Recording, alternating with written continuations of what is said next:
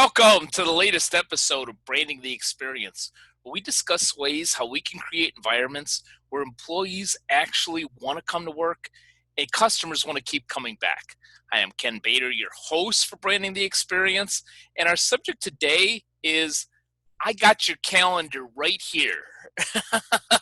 Now, as you probably figure, I had a little pet peeve going on right now, little recent irritant, because I get a lot of flack, if you will, because I think I am one of the few consultants, trainers, speakers, and podcasters that doesn't have some type of online calendar, whether it's Calendly or something like that. I know there are a couple of them out there. The one that I see the most is Calendly.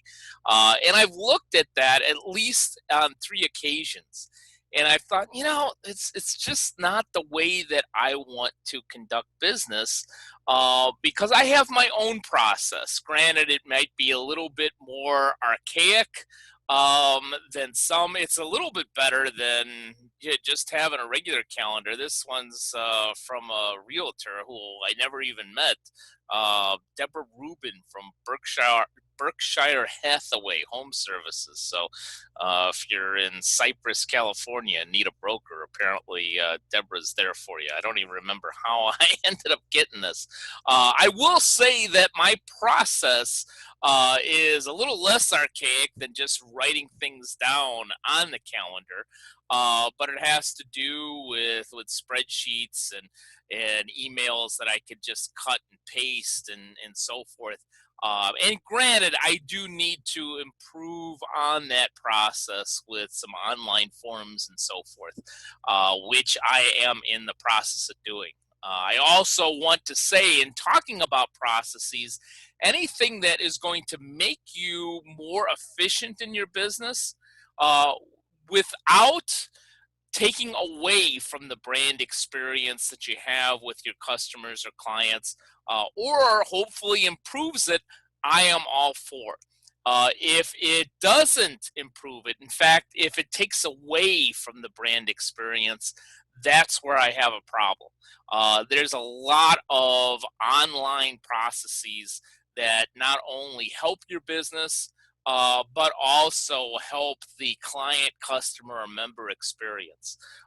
Case in point, there are a lot of credit unions that I work with right now that are seeing their online transactions go way up because of COVID-19 and the closure, even temporarily, of branches and so forth. And that's a positive thing where they can still interact with their members, get things done without necessarily being face to face. I would say that that is either an alternative that either enhances the brand experience or allows the brand experience in an instance where you aren't able to be face to face. Same thing with restaurants. I personally like the fact that instead of talking to the latest part timer at my favorite pizza place, that I could just go on an app, order the pizza exactly the way that I want it, and have it appear at my door in a half an hour, 45 minutes later. I like that. Not that I necessarily want to be antisocial, but I find when I put in my order myself on an app, I get exactly the darn pizza that I want, rather than it going through literally the telephone game. So I'm all for those processes. But I've been reluctant to go to the online calendar because what I've seen as a business person on the other side is that they don't always improve the brand experience. Case in point, literally last week, I had 3 appointments on my calendar that were set by 3 individuals with online calendars. 2 were podcast appearances, where I was a guest on their podcast. And 1 was a meeting with a business colleague of mine that I do business with on occasion. All 3 of those particular meetings got screwed up last week. So I ask, what is truly the value of having those online calendars? One meeting, which was a podcast, got canceled at the last minute, about maybe 20 minutes before, which is okay. I understand that sometimes things happen. But obviously, our Calendly or our online calendar aren't going to change that. Another one where I was online waiting for my podcaster to begin the interview for his episode. Never showed up. Apparently, there was an issue with his process and the online calendar. And then the meeting with my business colleague went on her calendar on her request, picked the specific time that was available on her calendar, and then I got an email back saying, well, I can't meet at 8 a.m. even though the calendar said I was available. I have to push it back to 8:30, which I couldn't do because of some other commitments at 9 a.m. and I didn't want to squeeze our meeting into a 20 to 25-minute period.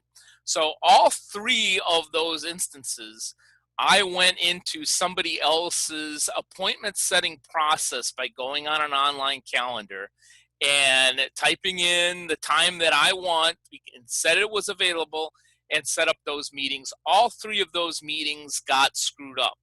Now I understand that that happens. I'm not trying to be naive or be one of those annoying people that want to say, oh, all my meetings get screwed up and that everybody that has an online calendar isn't as organized as they say they are.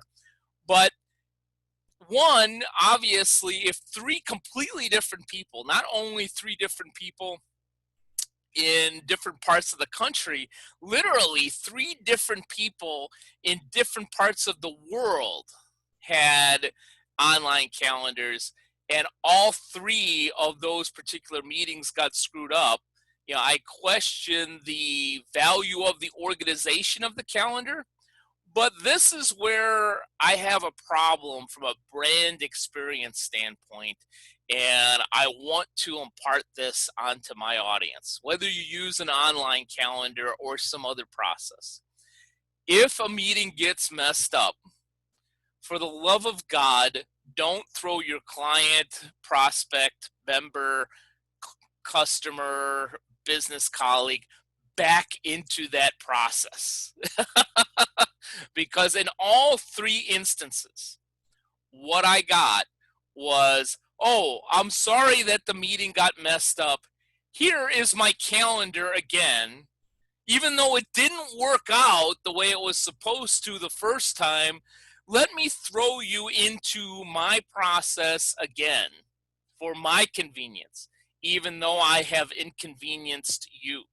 Yeah, that to me is akin to having a problem at a retail establishment. Let's say you go to McDonald's and you stood in line to get your quarter pounder with cheese and you asked for no pickles. And they told you no problem. And then you got your order, you went to the table or you went to your car or whatever, looked at your quarter pounder, and there were 8 pickles on the sucker. You're going to be a little upset. Now, even though you went through their process, asked for something that they said that they could accommodate, they didn't. You had your pickles on the quarter pounder. Now you either need to take the pickles off, or in some cases, people say, well, the pickle juice has now gotten all over my burger and I can't eat it. I can taste it in the bun. I can taste it, intermingled with the ketchup and mustard. I can't eat this anymore. I need a new freaking quarter pounder. Now, what McDonald's doesn't do is say, oh, we're sorry. We messed up in our process. But you know what? It would be great if you could go to the back of the line and go through our process again and reorder this quarter pounder without pickles, and maybe we'll get it right this time.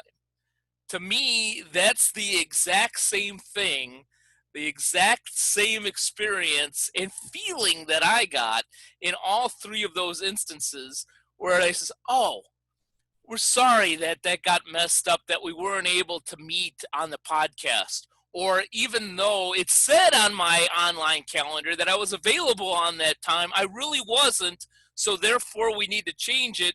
And you weren't able to accommodate me on the new time. So guess what? You get thrown into my process again.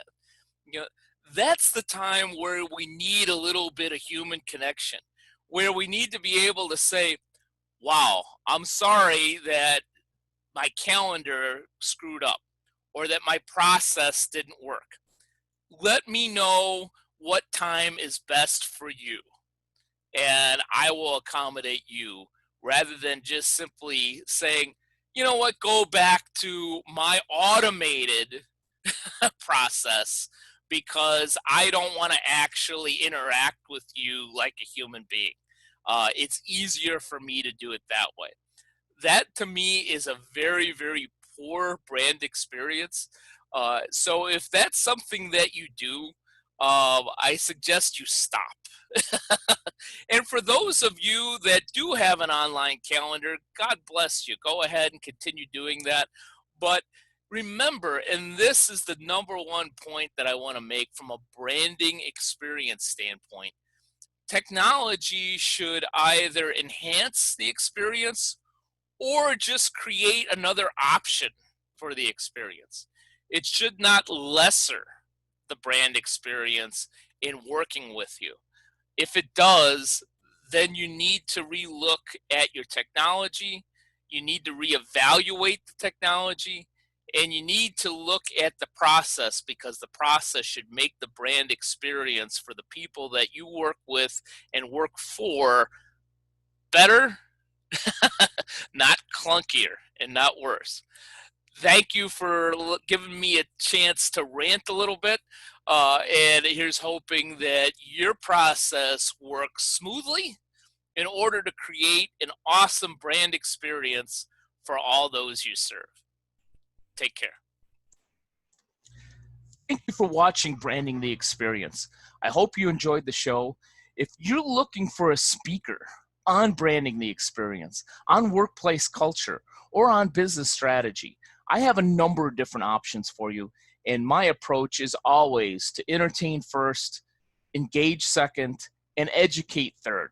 It's a formula that leaves my audience not only laughing and enjoying, but also learning. So if you want a great speaker on branding, culture building, or strategy, I'd like to hear from you. Simply send me an email at kbator, B-A-T-O-R, at btcinc.net,